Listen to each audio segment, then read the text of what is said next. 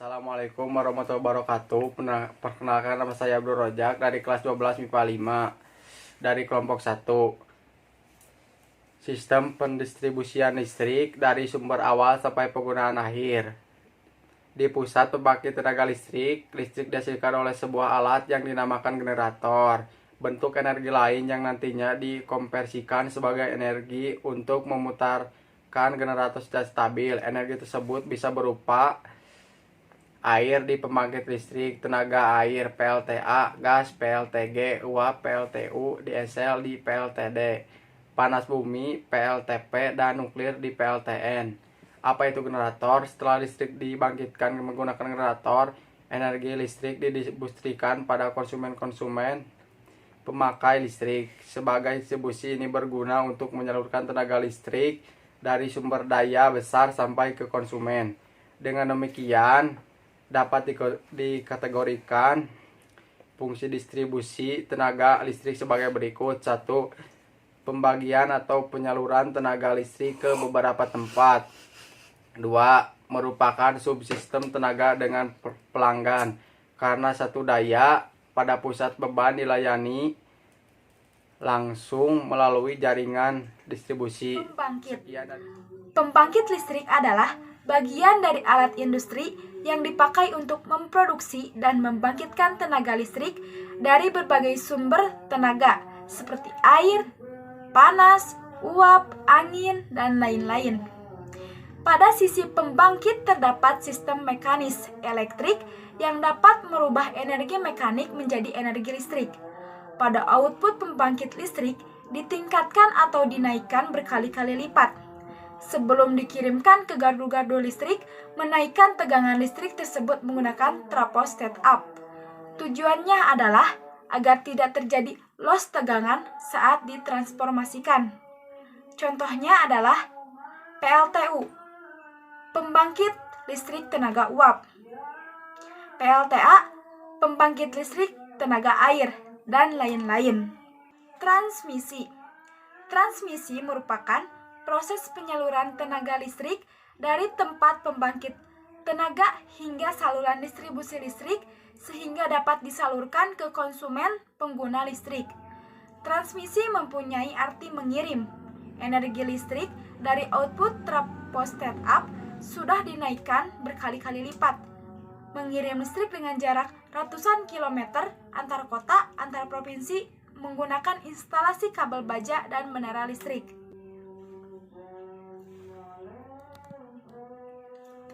Ada yang disebut dengan SUTET, adalah saluran udara tegangan ekstra tinggi dengan orde tegangan 350 sampai 500 kV. Ada juga SUT, saluran udara tegangan tinggi dengan orde tegangan 150 sampai 350 kV. Energi listrik berikutnya dialirkan menuju gardu induk yang kemudian akan didistribusikan menuju ke konsumen. Distribusi. Sistem distribusi merupakan bagian dari sistem tenaga listrik. Sistem distribusi berguna untuk menyalurkan tenaga listrik dari sumber daya listrik besar sampai ke konsumen. Tenaga listrik yang dihasilkan oleh pembangkit listrik besar dengan tegangan dari 11 sampai 24 kV.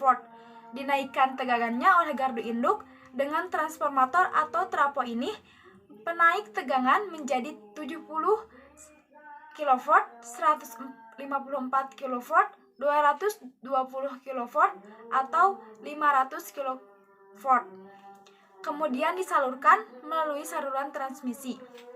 Tujuan menaikkan tegangan adalah untuk memperkecil kerugian daya listrik pada saluran transmisi, di mana dalam hal ini kerugian daya adalah sebanding dengan kuadrat arus yang mengalir dengan daya yang sama.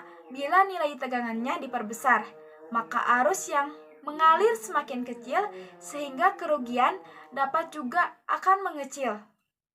Distribusi memiliki arti kata membagi dan penyaluran energi listrik maupun menuju ke konsumen. Instalasi distribusi meliputi gardu induk. Di dalam gardu induk terdapat trafo step down yang berfungsi untuk menyalurkan tenaga listrik sehingga akan digunakan oleh konsumen. Setelah dari trafo step down, gardu listrik, energi listrik disalurkan menggunakan instalasi dengan menengah, meliputi tiang beton, trafo TM atau tegangan menengah, panel berbagi dengan penghantar kabel baja orde tegangan. Adalah 20 sampai 150 kV tegangan tersebut masuk pada sisi primer dan keluar output pada sisi sekunder dengan tegangan 220 sampai 380 kV. Sejarah listrik mulai dari penemuan pertama sampai pengembangan terbaru. Sistem distribusi dibedakan menjadi dua macam, yaitu sistem jaringan tegangan primer atau jaringan tegangan menengah JTM, yaitu berupa saluran kabel tegangan menengah dan saluran udara tegangan menengah SUTM. Jaringan primer menghubung ke sisi sekunder trafo daya di gardu induk menuju ke gardu distribusi. Besar tegangan yang disalurkannya adalah 6 kV, 12 kV, hingga 20 kV.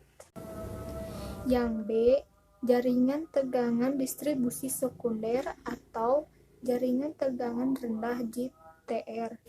Salurannya bisa berupa SKTM atau SOTM yang menghubungkan gardu distribusi sekunder trafo distribusi ke konsumen. Di Indonesia, tegangan sistem yang digunakan adalah 1 fasa 220 volt dan 3 fasa 380 volt.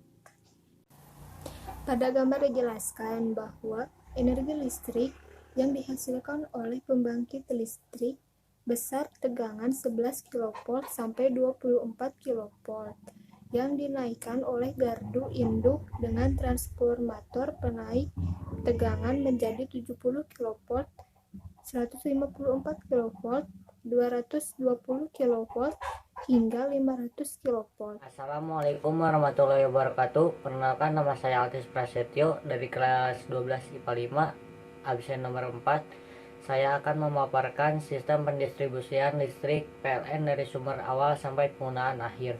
Energi listrik dari sumber pembangkit listrik didistribusikan menuju konsumen. Pemakaian listrik bisa berupa sumber energi penerangan yang biasa diaplikasikan oleh lampu, sumber energi pemanas yang biasa diaplikasikan oleh dispenser, rice cooker, dan lain-lain. Sumber energi gerak yang biasanya diaplikasikan oleh motor listrik berupa pompa air atau mesin cuci, diaplikasikan oleh amplifier, mikrofon, dan lain-lain. Sumber energi data yang biasanya diaplikasikan oleh CD, komputer, dan pengolahan data lain. Kenapa energi dingin tidak ada? Karena energi dingin misalnya yang dihasilkan oleh AC atau kulkas tidak langsung dihasilkan oleh energi listrik, melainkan karena gerakan motor listrik pada AC atau kulkas itu diaplikasikan pada gerakan. Warahmatullahi wabarakatuh. Perkenalkan, nama saya Aldi, saya dari kelas 12 MIPA 5. Absen nomor 3 dari kelompok 1. Pemakaian listrik di Indonesia dengan sumber dari PLN dapat dibedakan sebagai berikut. 1. Konsumen rumah tangga. Kebutuhan daya listrik untuk rumah tangga antara 450 volt ampere sampai 4400 volt ampere. Menggunakan sistem satu fasa dengan tegangan rendah 220 volt sampai 380 volt dan jumlahnya sangat banyak. 2. Penerangan jalan umum. Penerangan jalan umum sangat diperlukan oleh karena bebannya berupa masing-masing daya tiap lampu tiang antara 50 volt ampere sampai 220 volt ampere.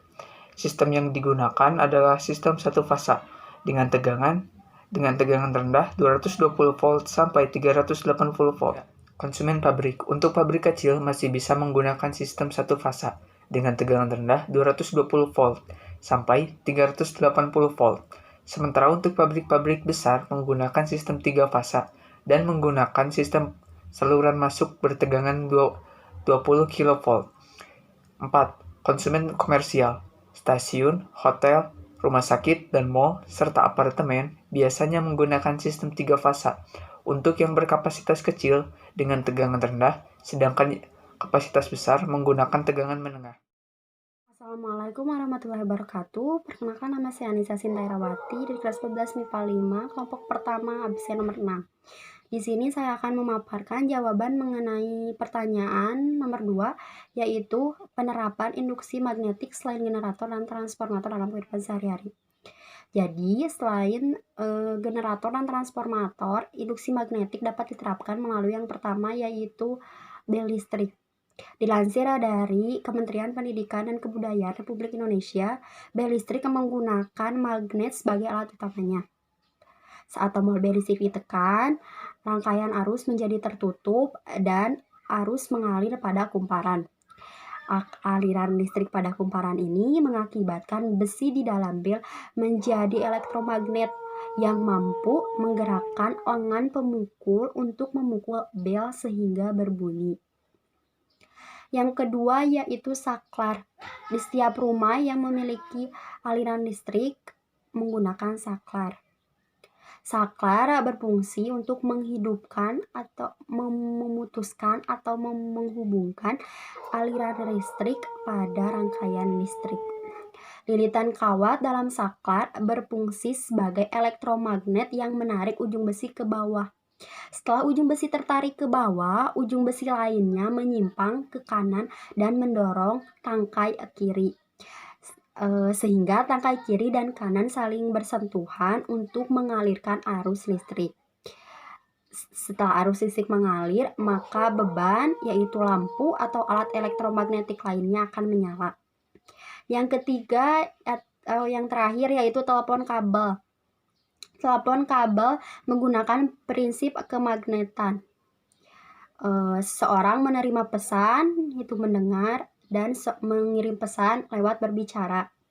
Prinsip telepon yaitu mengubah energi listrik menjadi energi bunyi.